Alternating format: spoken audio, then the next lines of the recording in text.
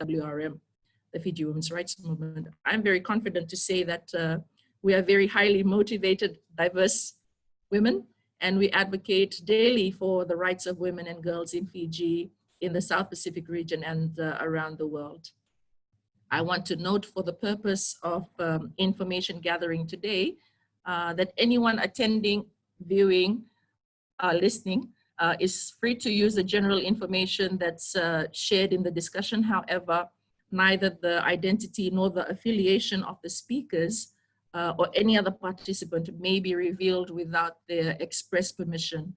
So for this purpose, please write to FWRM for this purpose on email info@fwrm.org.fj.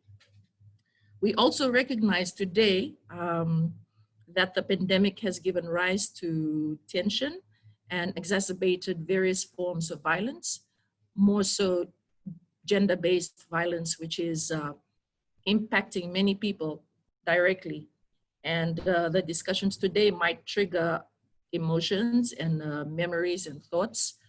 So if you need a moment, please, you feel free to step away from the chat for a breather, or please also access resources that's made available through the FWRM website.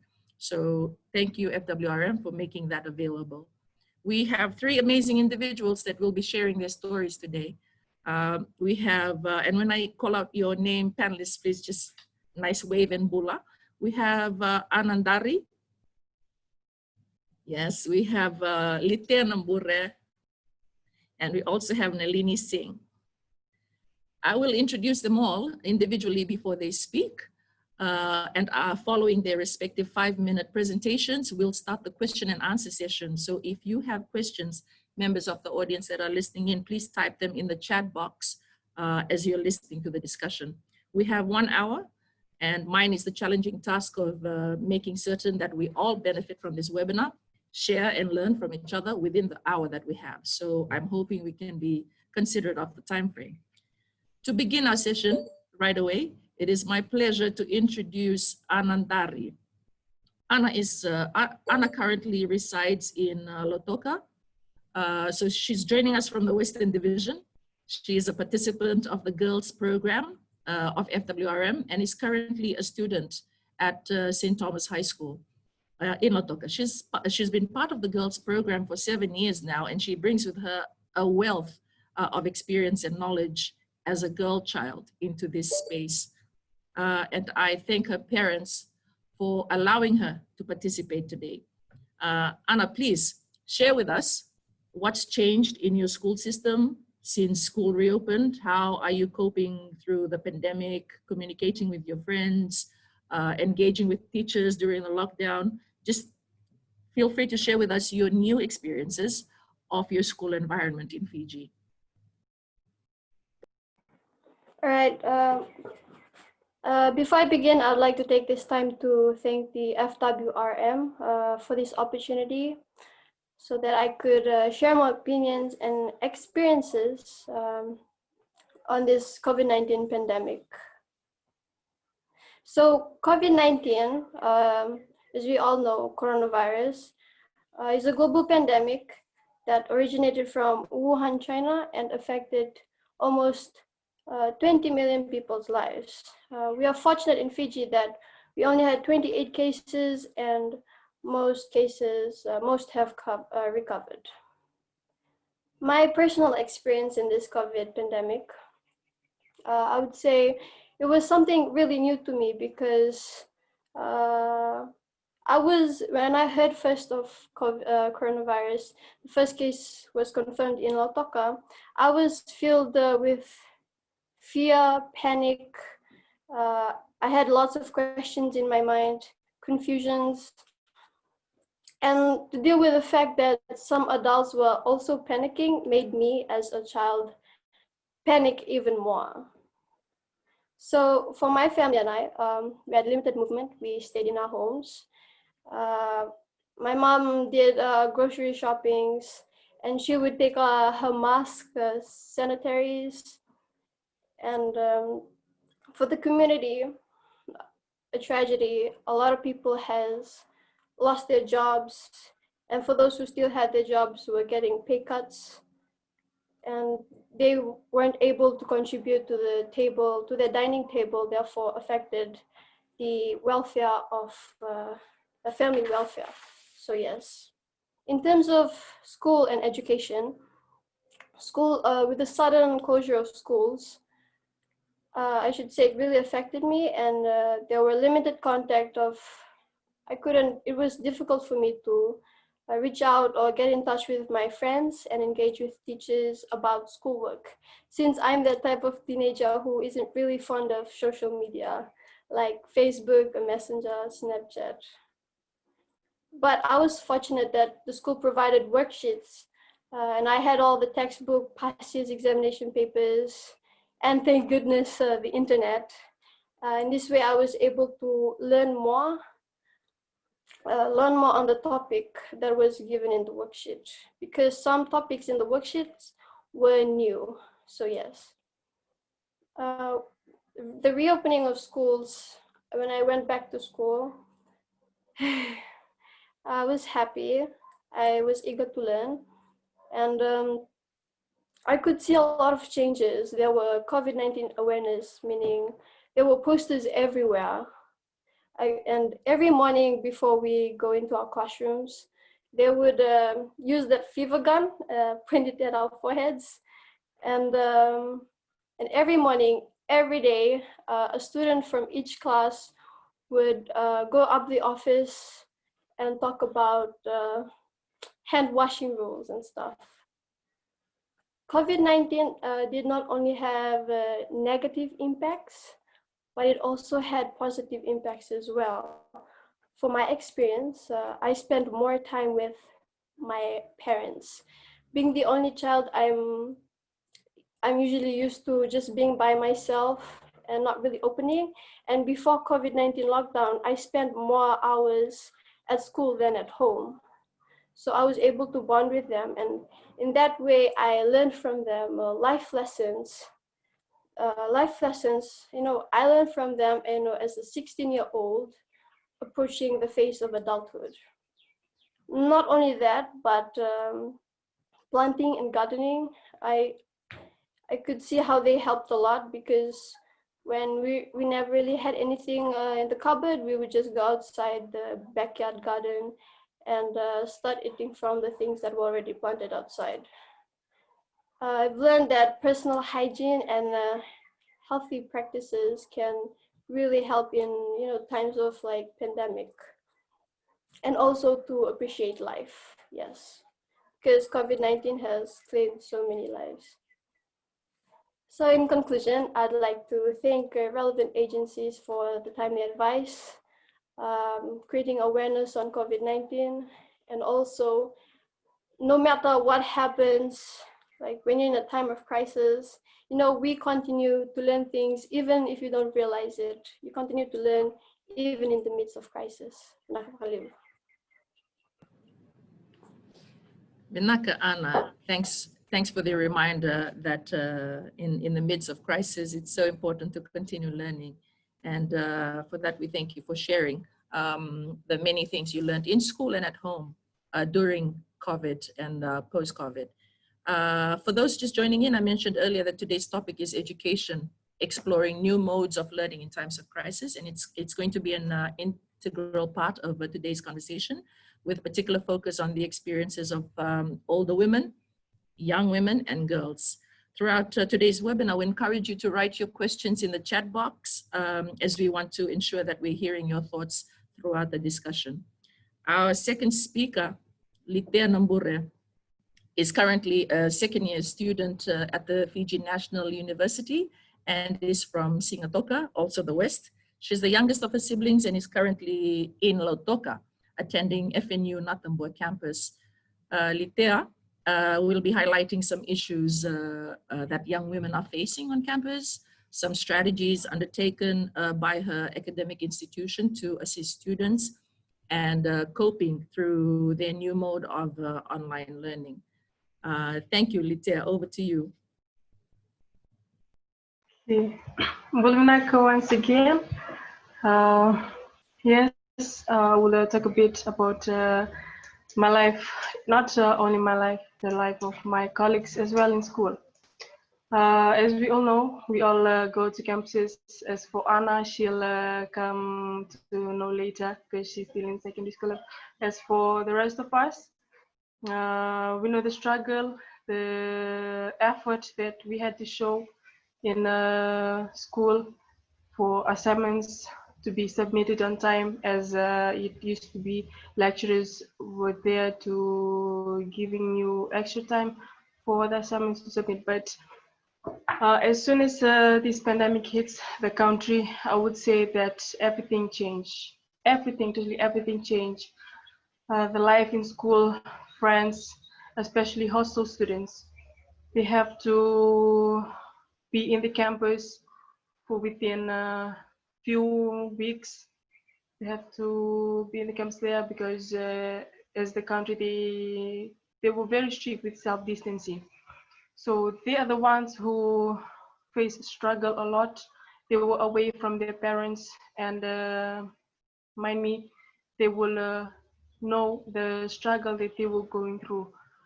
No food in the campus, like as the closure of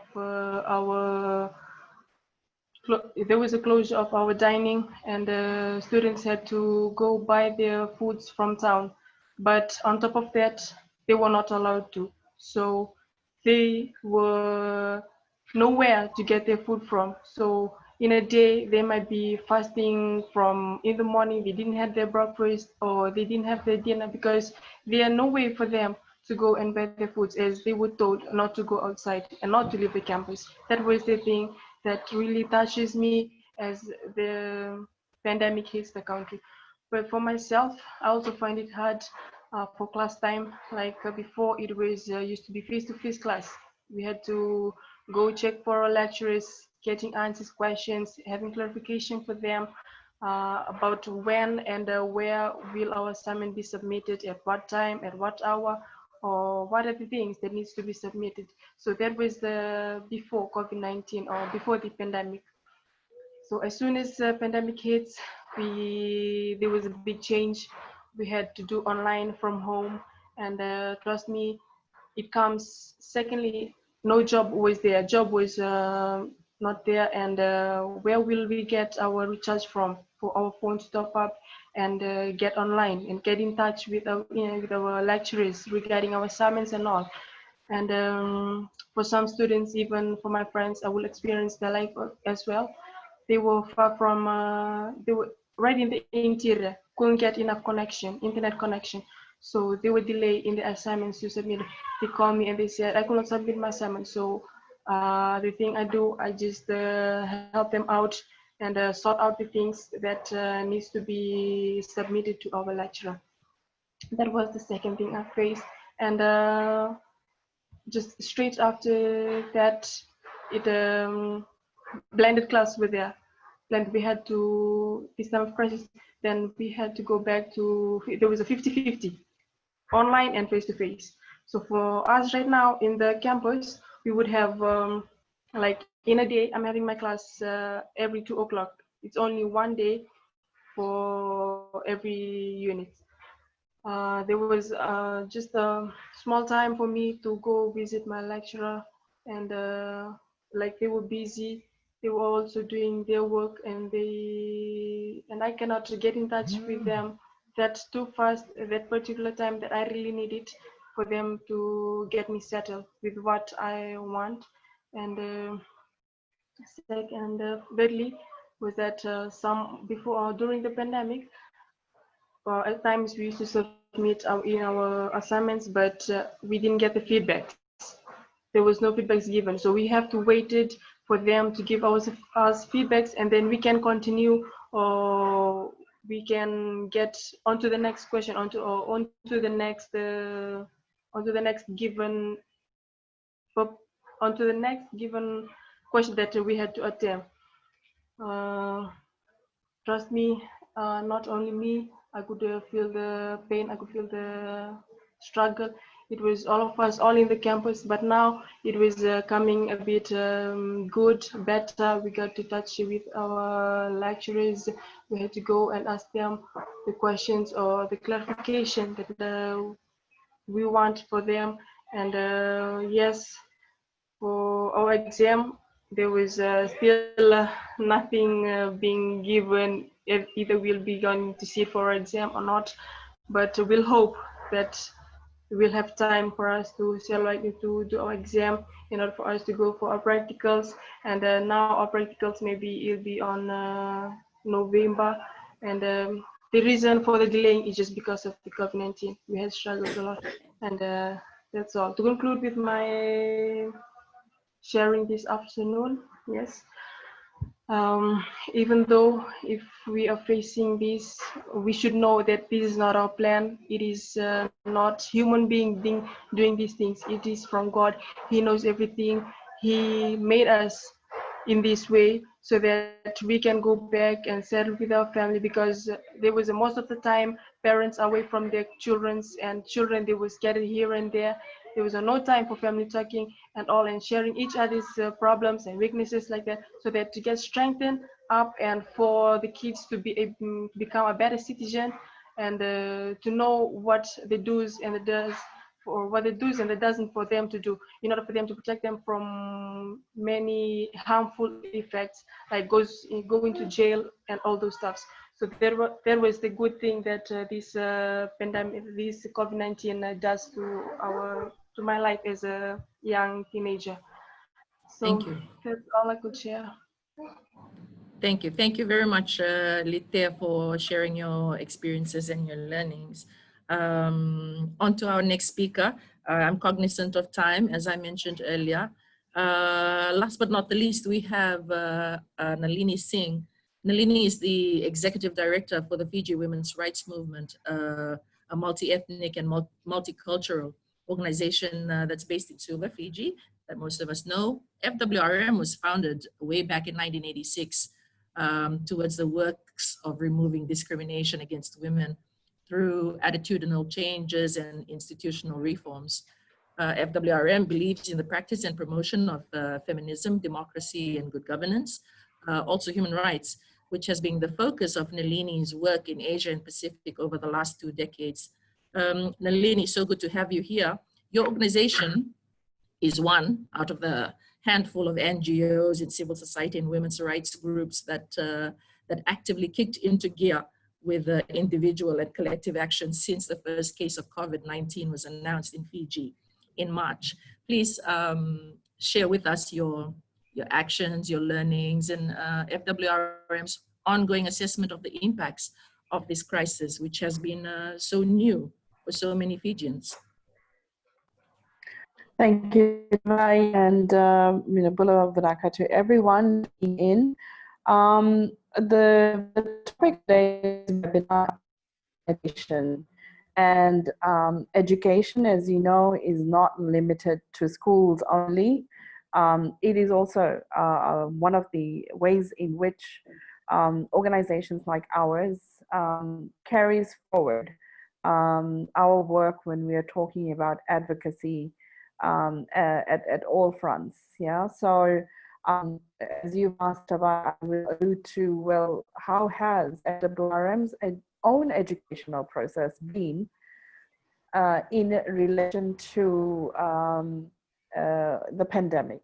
So since the first case of COVID-19 was announced in Fiji in March 2020, the women's rights groups, individuals, have sprung in multitude of ways. One such action that came about under the leadership of our Minister for Women, Children and Poverty Alleviation and our National Women's Machinery was setting up of a working group called COVID-19 Response Gender Working Group.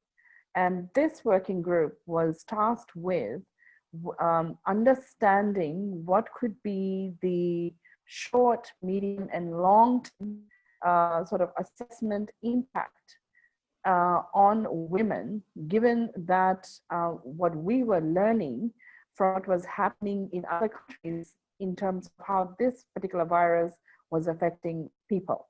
So we needed to know what the impact would be. And as such, 2 task forces were formed, and FWRM joined this gender working group with other civil society rights groups, UNWP, and then a month-long process of research, of learning, of understanding, of looking at what we were working on and how was that going to be impacted, and putting a paper together that can be found on our website if you want to read it thoroughly. And I am just going to touch on a few of the findings that we found, and what we are seeing now, right now, in terms of how the virus manifesting in Fiji in relation to women, young women, and girls. So we know, and you would have to say that women's lives are not in silos. And so if you're talking about education, and we heard Anna and Lithia's experience, we know that this, there are many other factors that come into play. And one of that is, how COVID-19 has affected the one significant part of our lives, which is around employment and maintenance of lives. So we do know that, a significant proportion of, people in Fiji have lost their jobs. We know that there's been significant reductions in terms of how women and families are, ensuring that their households are maintained. What we know, for example, quite definitely, is that the situation for women, girls, the members of the LGBTI community, and others who are most marginalized and vulnerable, the situation has been exacerbated.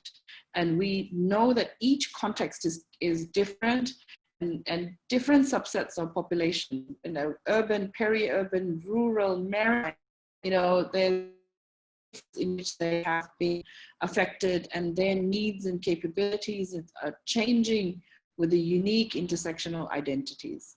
What this basically means is that, there's been a lot of impact. And when we broke who would be the most impacted, we knew for a fact that it would be women that are in what we are calling the informal sector of employment. So women in agriculture. There's about 40% of rural women in Fiji are working as farmers or are working on farms. And there's 23% that are involved in subsistence agriculture, and women on the whole are earning 25% less than men earn. And we knew that if we look at the markets, 85% of the market vendors are women, and most of them are over 60% are between over the ages of 45. What happens when we're talking about COVID and when restrictions apply on mobility and having access to the infrastructure markets in your farms? We know that in that situation, women would be the most impacted. We know that 77% of market vendors, their only source of income was the weekly sales they were making. And this was barely enough to keep their households going. They did not have, savings. And even if they had any savings, it wouldn't last more than 2 weeks. So the impact would be higher. The next group we knew would be directly impacted would be those that are working in the tourism and transport sector. And what we learned was that even though it was the largest revenue earner, with COVID, all of the sort of the different subsets of the sector came to a full stop. And there was, from employment to over 100, to almost nothing. And what we found was that that with the suspension of flights and no visitors coming, we needed the women were going to be impacted significantly and disproportionately. Now, what this means is that women-headed households linked to tourism and related sectors, they would be affected the most. Who has access to, medical facilities and infrastructure? Where is childcare support? Where is the social protection when we are talking about, a superannuation or pension funds? All of this becomes important because most women were working in the lower ranks of paid employment in the tourism sector. And I'd say the third and second last point is women make up majority of our healthcare workers. Yeah, up to 63%. They're the frontline workers. Were they being given enough care and protection with this highly infectious virus that's around? Not to forget the context in Fiji around non-communicable diseases, very high. How would women, if they weren't able to access their medication or the service? Cancers, reproductive cancers are a significant ways in which women die in untimely deaths. And where were they going to receive the care from? Anemia, we know that with adolescent girls, older women, with menopause and menstruation, what was going to happen if they did not have the right type of food? What was going to happen to young women and women who would not be able to negotiate with their partner in terms of their own sexual relationships, and what was going to happen with unintended pregnancies? These were all key concerns that came in when we talked about health. And finally, what we know and what you have probably seen, we knew for a fact that this pandemic bring to the forefront the other pandemic, which is violence against women and girls. We have significantly high rates of violence and sexual violence. And know that in this situation where women would have very restricted mobility, they would be locked in with those people that abuse them, the perpetrators of violence. We knew that this was going to be a situation. So this environment of not knowing where you're going to get your income from, not knowing where you're going to get your food from, not knowing where you are going to be safe from violence and abuse. We are then talking about education for women and girls. And then we have heard from Anna and Lithia, and I'm sure there are many others in the country who are feeling they have had to weigh up so many things at the same time. So I would like to say that the education part for us has been that we must be able to all the response measures that we are promoting and advocating for, to not leave anyone behind. And so I would say if the report is available on the website, and I'm sure that you'll be able to share it with everyone so that they can have a look at what we learned as we studied the situation more. Thanks, Tawai. Thank you, Nalini, for sharing your insights, organizational through FWRM's recent assessment. I'm getting a few curious queries about the findings of the rapid assessment. There's also a question about that you mentioned there were 2 task forces set up, of which FWRM was part of the gender assessment group.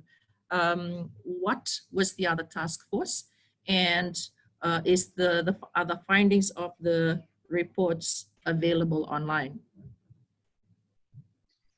Yes, so the other task force that was set up was the gender-based violence task force. And this is another very important task force that has come out with the protocols, with the referral pathways for those that are working in communities and they need to refer women to the right, offices and organizations so that they can receive help. So this was organizations that provide the specialist services like the Crisis Center, the Fiji Women's Crisis Center, Medical Services Pacific, Empower Pacific, UN Women, and the Ministry of Women, who came together with others to write these protocols up, knowing very well what had happened in Lautoka and Suva when we went into lockdown for a period of time. So that was a very important task that this other task force did. And the documents are also available through the UN Women website, and I'm sure available if you contact us as well. We can pass those links to you. But this was because we realized that one of the biggest barriers for women not being able to receive help is that they don't know. So you would have heard, because this was published immensely for our period, was we have helplines. We have the domestic violence helpline that is run by the Crisis Center. We have the child helpline, which is run by Medical Services Pacific. And these are all government helplines there for women, young women and children to call if you feel the need that you need to talk to somebody to find the help if you're in trouble. So that is one. This report that I talked about is available on the FWRM website. I'm sure our technical people will put the link up and you can read that. Thank you, Nalini. We have two questions here for our first speaker, Anna. These questions have been sent in from our viewers online. One is, thank you for confidently sharing your stories. How did you keep yourself motivated and on schedule with the completion of your worksheets? And did you find that knowing that you were not very fond of social media and being on your device, how was the internet a reliable way for you to continue learning? And if it wasn't, what other means did you or your friends find helpful?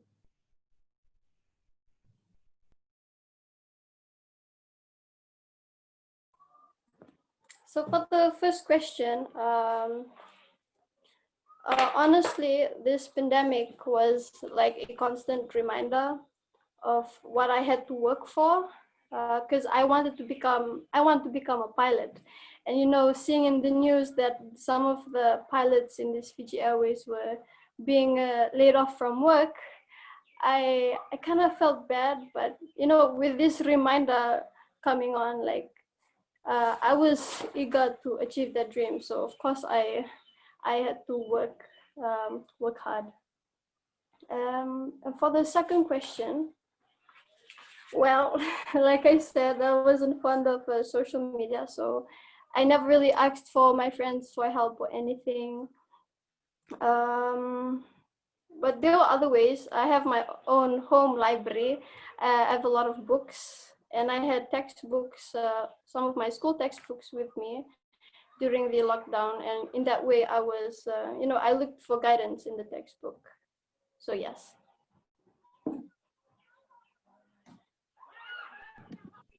Thank you, Anna.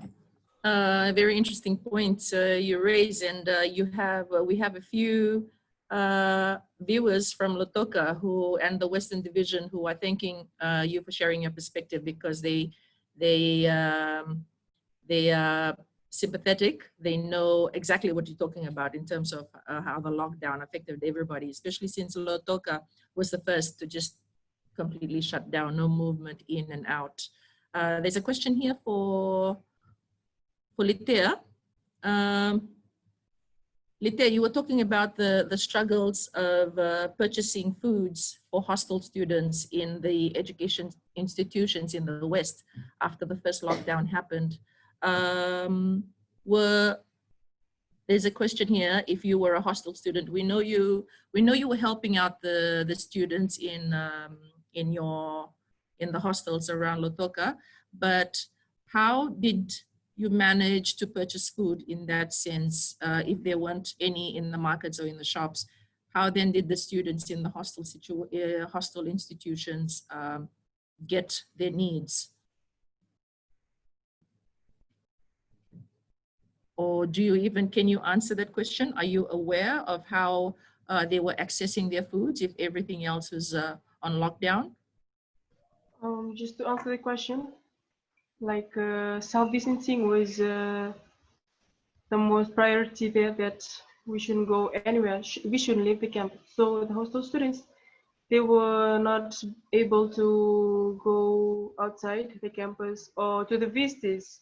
But the thing we could do, we just go to the main gate, whatever we brought from the market, and we just hand it over to the security, and for just we wrote down the name of the student over there, and for the security, only for me to the security, and the security to the person, whoever the thing is sending to.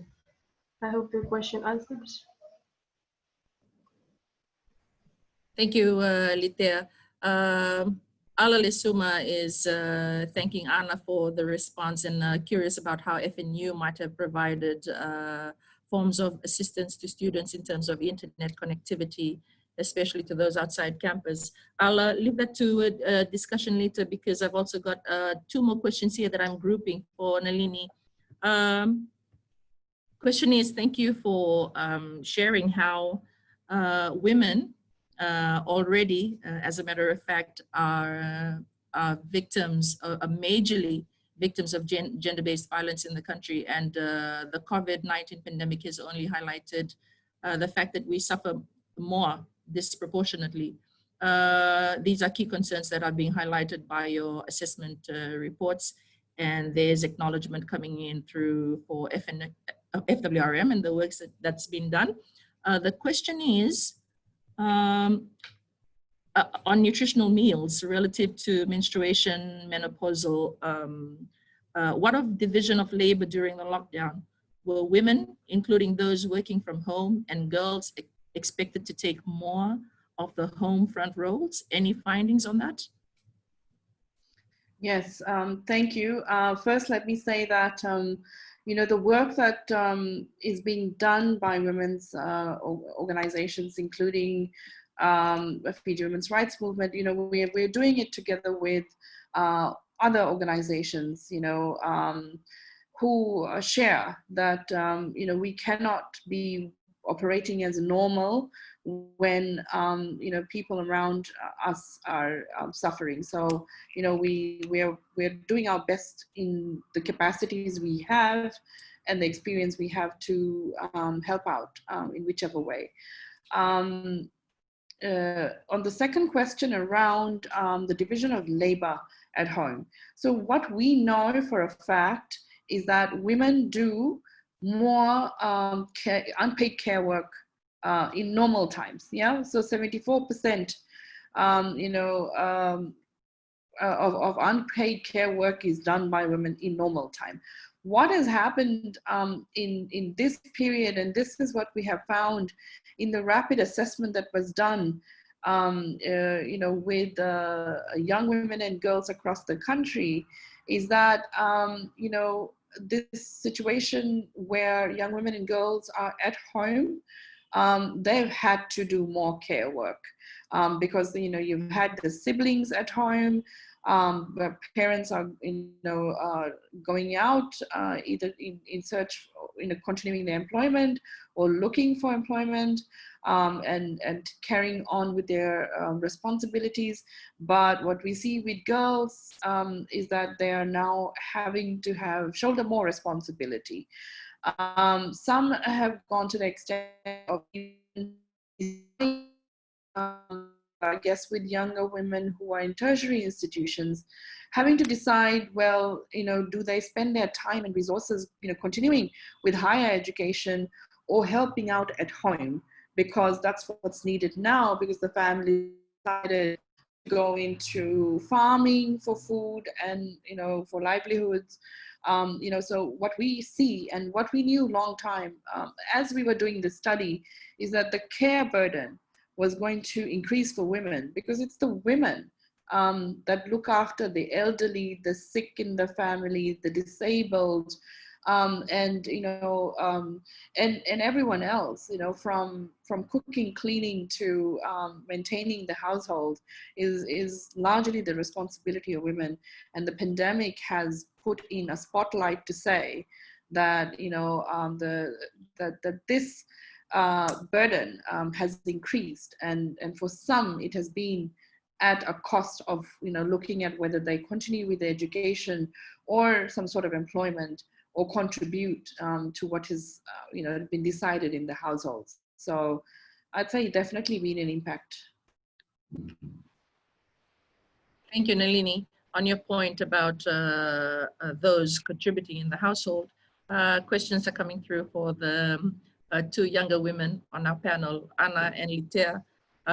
Viewers are curious about when you did start the learning from your homes or your households, who might have been the more involved in relation to homeschooling. There's an assumption that it might have been the women that became the teachers in our homes, that took on the teacher, facilitator roles in the house. So we're curious to learn from you two if that might be the case. Maybe Lithia, Anna, you go first, and then Lithia. Can you please repeat the question? Sure. There's a curiosity from our viewers about who might have been more took on the teaching role for you in the house. Was it the women, mom, or was it dad, or women or the men?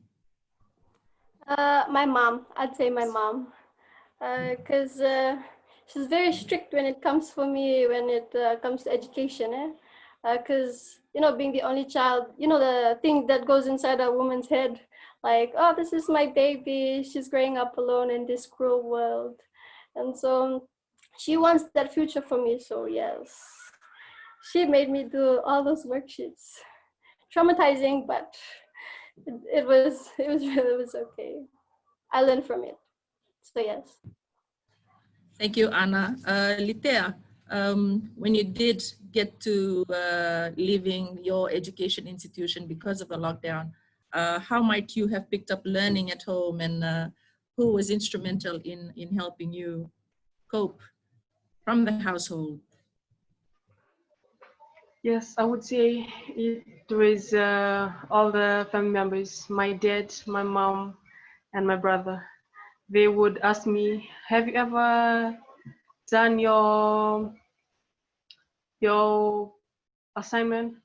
And if I said no, they would ask why the reason. And I said, man, I got no data. So they had to go buy the data, and they have to top up my phone, and made me do my assignment on time and submit it on time. So I would say it was my mom, my dad, together with the help of my brother. Thank you both. Again, I'm cognizant of the time. We've got 4 minutes to wrap this up. There's another question here there's a few. I'm going to try and group this together for Nalini of the FWRM. And it's a question with regards to the findings of the rapid assessment document. Findings revealed that 30% of the respondents who were year 8 students were worried about not being able to attend high schools of their preferences due to the uncertainty of scheduled examinations. Or this might be answered by the younger women as well. Can you tell us how the Ministry of Education enabled the transition for students in Fiji?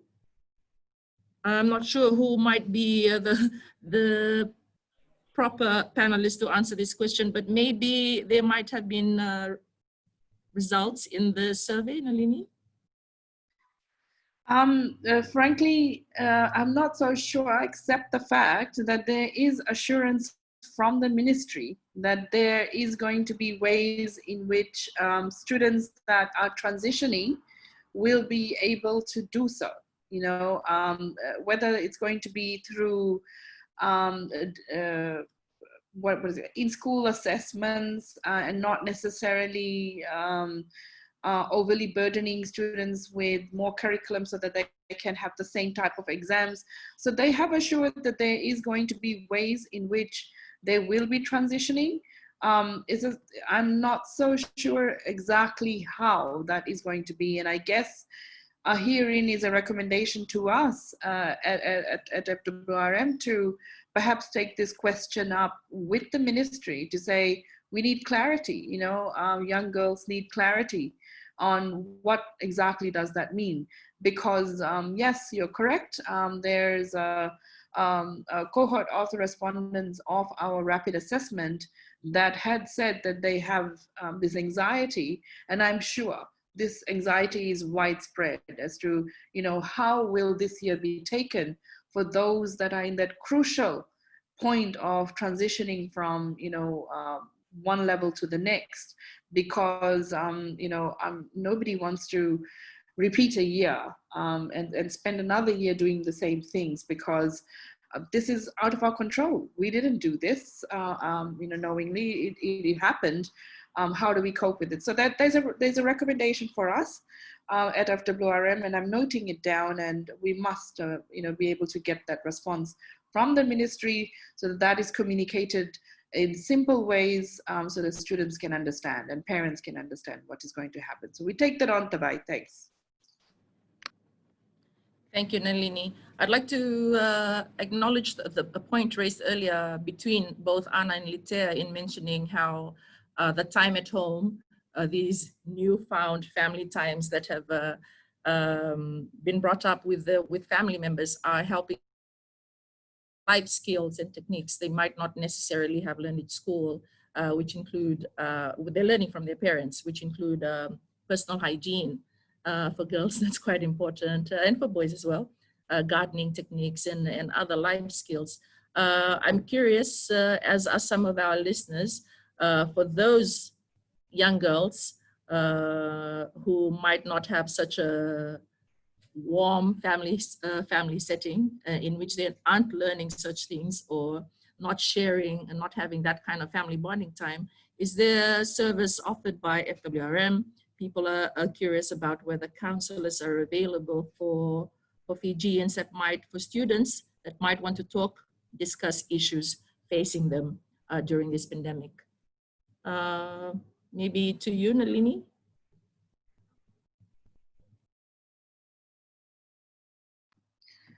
But perhaps before I go, maybe Lithia would like to respond, and I join in later. Lithia, do you want to contribute? You might have, might have friends or peers from school that might have accessed certain channels that we might not be aware of. Maybe you might share the learnings for other students that are listening in today.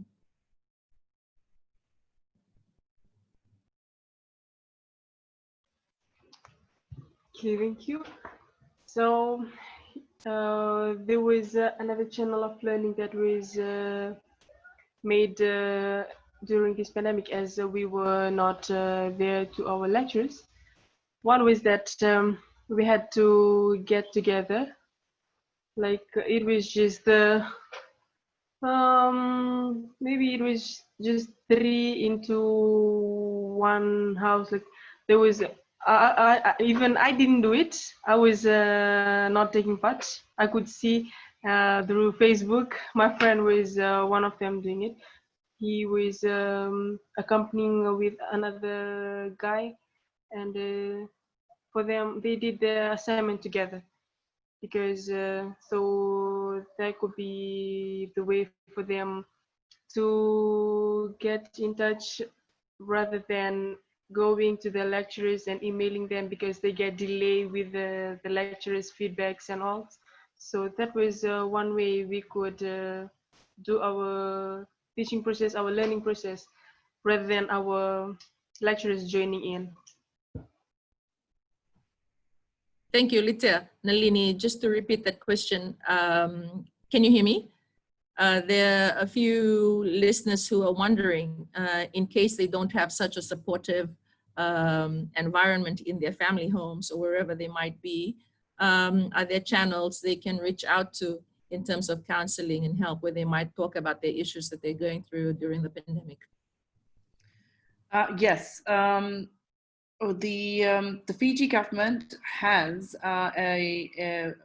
over the last several years, they have provided or enabled a service for children in Fiji, and it's a free phone, I would say, service available via Medical Services Pacific, and the phone number is 1325. And if a child feels the need that they need to connect with someone who would have a listening ear to provide some advice, or to hear a person out, or to help the child if they're in some sort of trouble, then that's the number to call, 1325. This service is run by a civil society organization, Medical Services Pacific. As I was saying, it's a 24-hour, 7-day helpline, and you will receive some help through that. Of course, not everybody or every child is able to access phone services. And we say that sometimes, if you have a friend or someone else in your family or community that is able to hear you out and understand you and the situation, and you feel confident in talking to them, then of course, you can do that as well. But, we are brought up in such a way that speaking about our own personal problems is often stigmatized. And we know that that is not a good response to handling what we feel. And this pandemic, I think, has brought to the forefront a lot of issues, and with girls and young women especially not being able to resume their normal activities in terms of the fact that we spend up to a significant portion of our time during the day in schools learning, and then doing assignments and homework, etc. When all of that is disrupted, we go through a lot of emotional and mental turmoil, and we must seek help. So there is this helpline available, 1325, and and there are many who are seeking advice and counseling through this service that is available to everyone or every child that needs it. So I'd say please don't do prank calls on this line, because that would take away valuable time away from the counselors.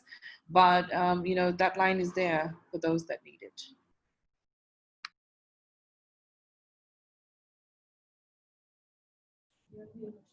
Thank you, Nalini, for that reminder.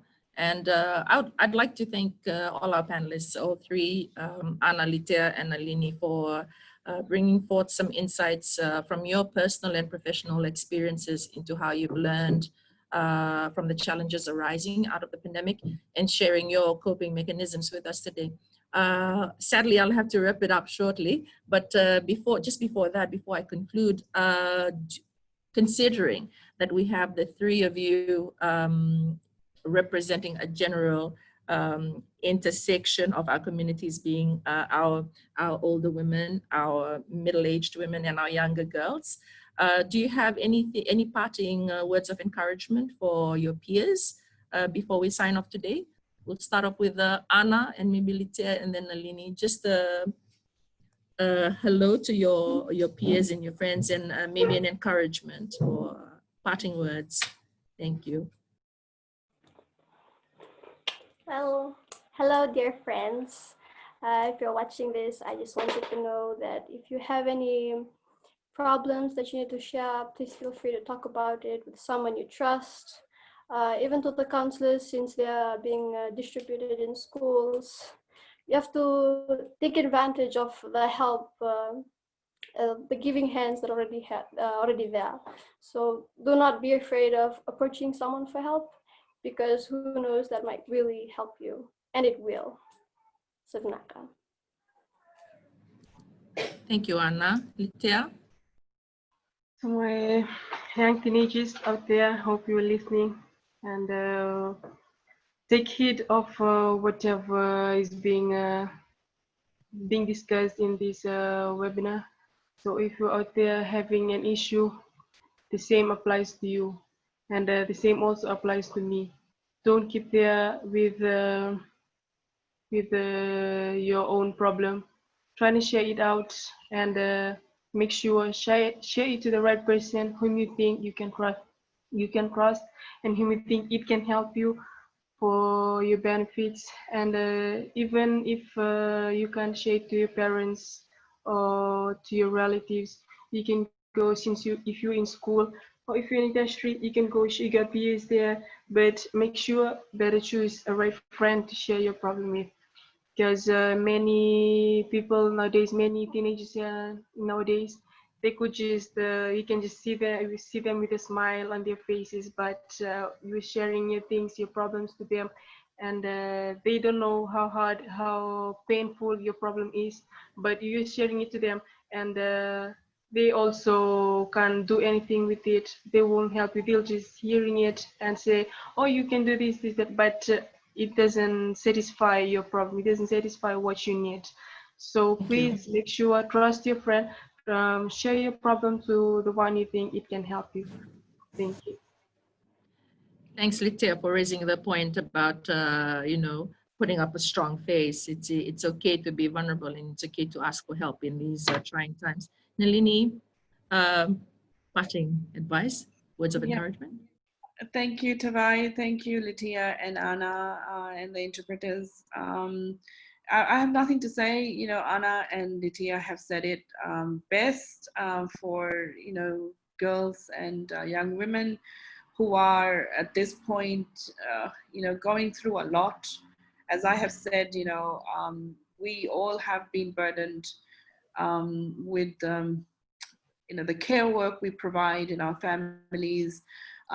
We have to juggle whatever academic curricula that has been thrown at us, and we have to continue to strive forward. But as you've said, and as both Lithia and Anna have said, help is there. Whether it's in your family or community, in your circle of friends, or even with the helpline, help is there. Please do talk to those that can provide some, assistance. And, and definitely from this conversation, I have noted a few points that, FWRM needs to take up as well and get some answers for you and others that are struggling in terms of finding responses. So we'll do that, and we hope that, we continue this dialogue moving forward, because that's the only way we are moving forward. Thank you. Thank you, Nalini. Thank you all so much. Thank you to our interpreters, Tina and Makireta, for the job well done today in keeping this inclusive. I've learned a fair bit from your deliveries today in telling your stories, and I hope we've also learned from each other. And I'm sure members of the webinar who have tuned in today have also learned a fair bit from your sharing. I'd like to maybe wrap this up with that one-liner that Nalini mentioned in your presentation. All response measures that we promote and we push should not be leaving anyone behind. Sadly, we have to wrap this session up, and I look forward to you joining us for the third installment of this webinar series with FWRM. Details will be shared through FWRM's communication channels. Thank you. Big Vinak Vakalevu to the panelists for generally providing your lived realities, sharing that with us today. Sharing this knowledge, Anna, Lithia, Nalini might know this, but it does make an impact on the lives of women and girls that are out there in our communities. So Thank you also to our audience for joining in from around the world. Australia and US are also part of this session. It's been very meaningful, and I hope you've enjoyed it. I wish you a great day, afternoon, or evening, wherever you are in the world, and please stay safe. Thank you.